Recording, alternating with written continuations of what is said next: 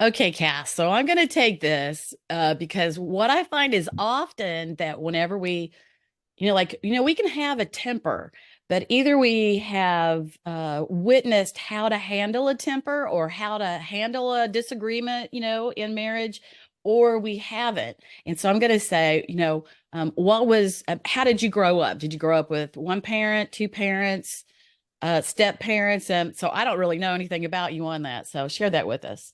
Yeah, so for me, my story was my parents split up when I was very young, and I didn't really know my biological father. Like, by really, I didn't talk to him until I was an adult.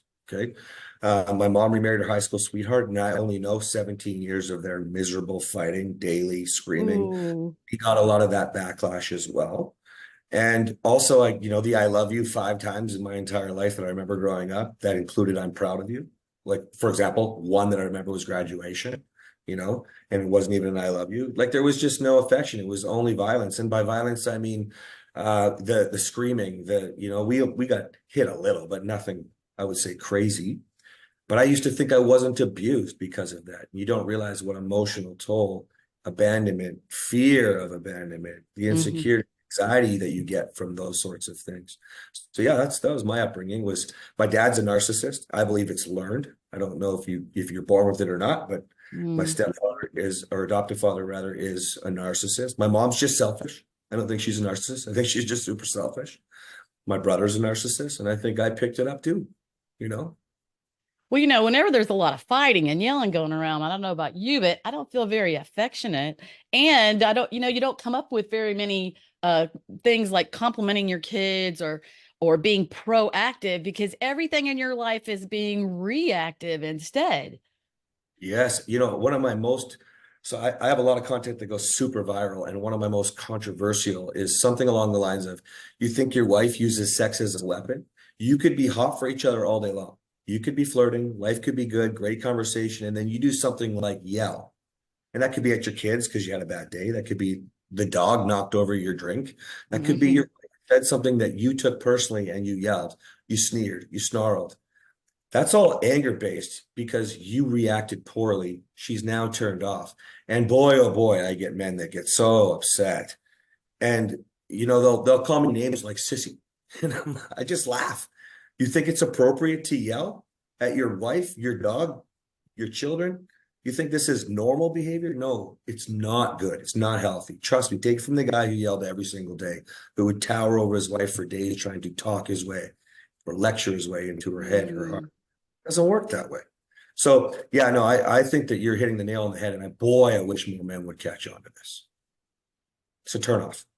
Absolutely, absolutely. And that comes down to different personality styles and how we react because like the male that has anger as that top emotion, that's a particular personality style, a particular way that people communicate.